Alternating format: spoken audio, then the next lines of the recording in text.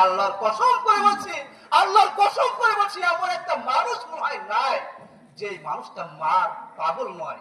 আমার তো মনে হয় প্রত্যেকটা মানুষই মায়ের পাগল হওয়ার দরকার। কিন্তু আমরা কেমন জাতি আজকে, আমরা কেমন মুসলমান আজকে, আমরা কেমন ব্যক্তি আজকে। আমার মা অন্ধকার কবরে শুয়ে আছে, আমাদের বাবা অন্ধকার কবরে শুয়ে আছে, কিন্তু তাদের জন্য 10 টাকা দান করার মতো আমাদের ক্ষমতা হয় না।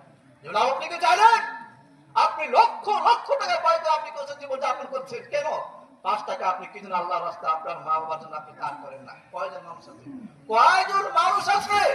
অসংখ্য মানুষ ধন সম্পদ টাকা নিয়ে ব্যাংক ব্যালেন্স করে আপনার সুদের উপর সুদ দিয়ে আপনার ডবল করে সুদ আপনি খাচ্ছেন, আর আপনি মনে মনে করছেন এই ধন সম্পদ আমাকে আর ছাড়বে না, আমি মনে হয় ধন সম্পদের উপর টিকেই থাকবো।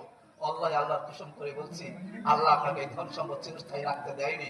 আল্লাহ বলছেন কাল্লা লা ইউবাদান্না ফিল হুতামা ওয়া মা আদরাকা মাল হুতামা। তুমি যে চিন্তা ভাবনা করো, এই চিন্তা ভাবনা আমি একদিন ধূলিসাৎ করে দেব।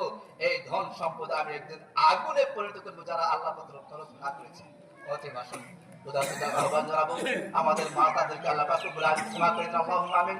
আমাদের মাতাদেরকে আল্লাহ পাক রব্বুল আলামিন জান্নাতুল উচ্চ মাকাম জান্নাতুল ফিরদাউস দান করুন, আল্লাহুম্মা আমিন। আল্লাহ পাক রব্বুল আলামিন আমাদের অনেক মা আজকে অন্ধকার কবরে শুয়ে আছে, আল্লাহ পাক রব্বুল আলামিন আমাদের